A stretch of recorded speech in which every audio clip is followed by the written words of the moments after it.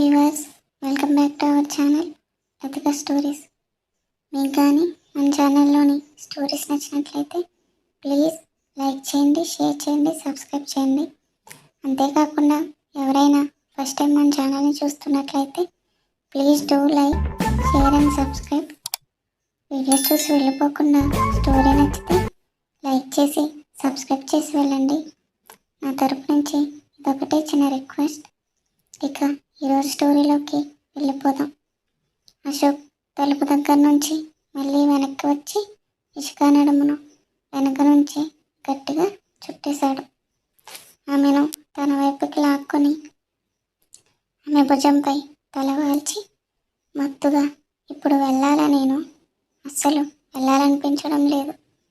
ఇషిక, ఇక్కడే నీతో ఉండిపోవాలనుంది. అతని గొంతులో ఉన్న గోమును చూసి ఇషికాకి ముచ్చటేసింది. అశోక్ చిన్నపిల్లాడిలా అడుగుతుంటే ఆమెకు నవ్వాగలేదు. వెళ్ళాలి సార్ అంటూనే పక్కనే ఉన్న కోమ్ తీసుకుని చెదిరిపోయిన అశోక్ చుట్టూను చాలా ప్రేమగా సెట్ చేస్తుంది. అశోక్ ఆమె ముఖాన్ని అలానే ఆరాధనగా చూస్తుంటే ఇషిక చిన్నగా నవ్వుతుంది. ఇక అశోక్ వెళ్ళిన వెంటనే ఇషిక ప్రయాణం వల్ల వచ్చిన అలసటతో అలాగే గాఢ నిద్రలోకి జారుకుంది. తెలియకుండానే కొన్ని గంటలు గడిచిపోయాయి. సాయంత్రం అయ్యేసరికి గదిలో చీకటి అలుముకుంది. అప్పుడే పదే పదే వినిపిస్తున్న డోర్ బెల్ శబ్దానికి ఇషిక ఒక్కసారిగా ఉలిక్కిపడి లేచింది. అశోక్ వచ్చాడేమో అన్న ఆతృతతో కళ్ళు నలుపుకుంటూ వెళ్ళి డోర్ తీయగానే అక్కడ అశోక్ లేడు. ఒక తెలియని వ్యక్తి చేతిలో పెద్ద ఫ్లవర్ బుకే, ఒక గిఫ్ట్ బాక్స్ పట్టుకుని, మేడం, ఇది అశోక్ సార్ మీకోసం పంపించారు, తీసుకోండి అని చెప్తాడు. ఇషిక ఆశ్చర్యపోతూనే వాటిని అందుకుంది. ఆమె బొకే తీసుకున్న వెంటనే ఆ వ్యక్తి అక్కడి నుండి వెళ్ళిపోయాడు. ఇషిక లోపలికి వచ్చి సంతోషంతో ఆ గిఫ్ట్ బాక్స్ ఓపెన్ చేసింది. ఆ బాక్స్లో మెరిసిపోతున్న ఒక ఖరీదైన డైమండ్ నెక్లెస్ ఉంది. అది చూడగానే ఇషిక కళ్ళు మెరిశాయి. నెక్లెస్తో పాటు దాంట్లో ఒక చిన్న లెటర్ కూడా ఉంది. ఆ లెటర్లో, ఇషిక, ఈ నెక్లెస్ నీకోసమే, రెడీగా ఉండు, నిన్ను తీసుకురావడానికి కార్ పంపిస్తున్నాను, ఈరోజు మనం కలిసి డిన్నర్కి వెళ్దాం, నీ అశోక్. ఆ లెటర్ చదవగానే ఇషిక మొహం 1000 వోల్ట్ల బల్బులా వెలిగిపోయింది. వెంటనే రెడీ అవ్వడం మొదలుపెట్టింది. కానీ ఇషిక మనసులో ఏదో తెలియని సందేహం మొదలైంది. అశోక్ సార్ ఏ విషయమైనా నాకు ఫోన్ చేసి చెప్తారు కదా, ఇలా లెటర్ పంపడం ఏంటి అని తనలో తానే ఆలోచిస్తూ అశోక్కి కాల్ చేసింది. కానీ అక్కడ అశోక్ ఇంపార్టెంట్ బోర్డ్ మీటింగ్లో ఉండడం వల్ల తన ఫోన్ను స్విచ్ ఆఫ్ చేసి ఉంచాడు. ఇషిక 1-2 సార్లు కాదు, చాలాసార్లు ట్రై చేసింది. కానీ ఫోన్ కలవలేదు.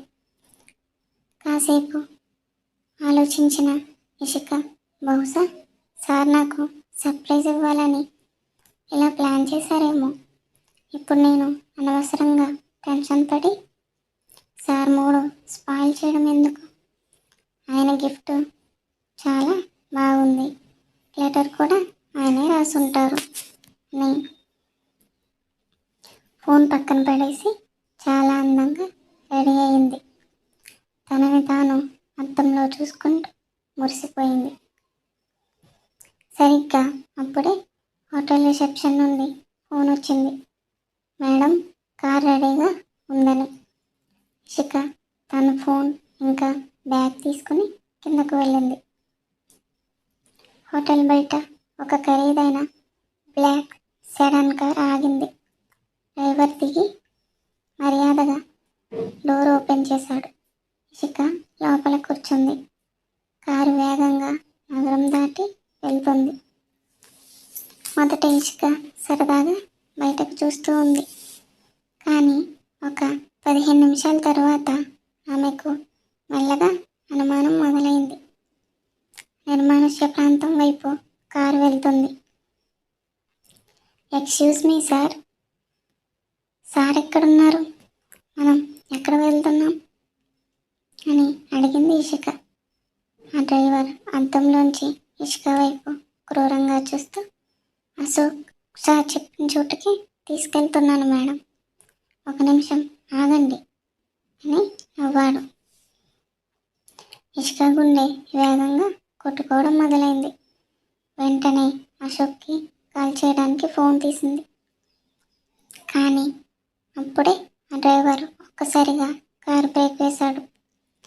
వెనక సీట్లో ఎవరో తాకున్న ఒక వ్యక్తి ఇషిక నోటిపై క్లోరోఫామ్ రుమాలు పెట్టాడు.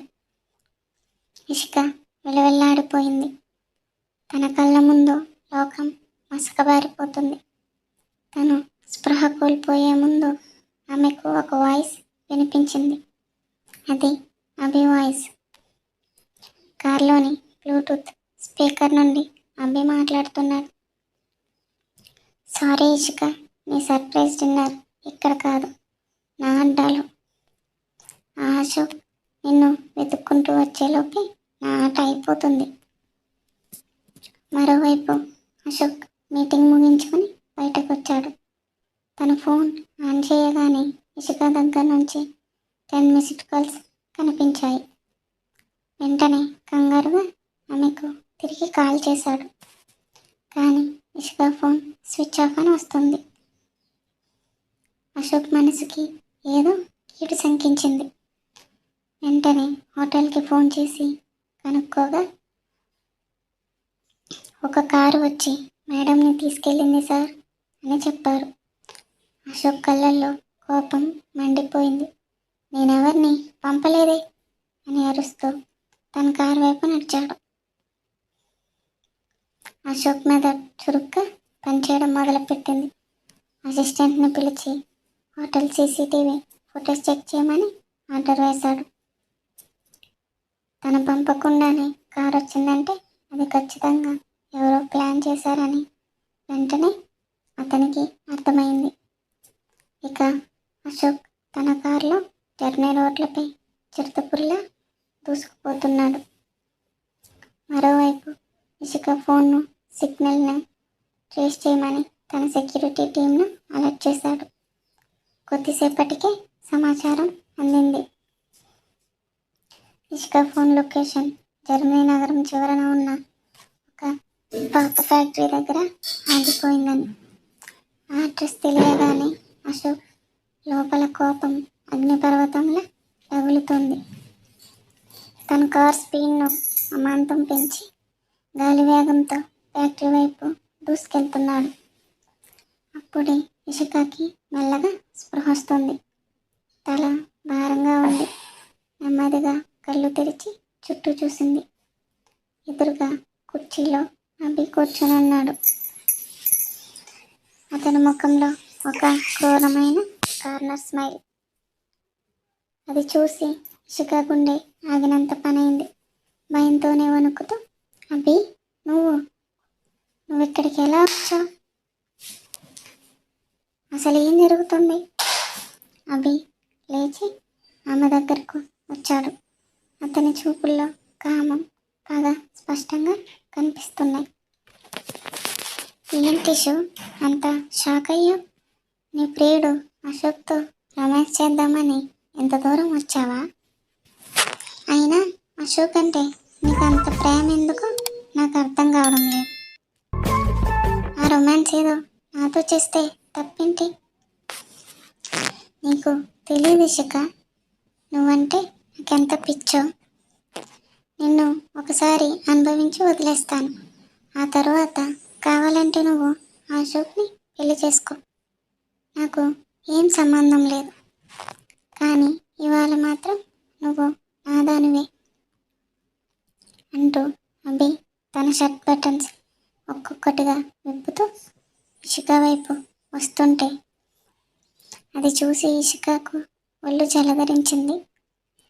అవి ఇషిక వైపు అడుగులు వేస్తుంటే ఇషిక వెనక్కి వెళ్ళడానికి ప్రయత్నిస్తుంది.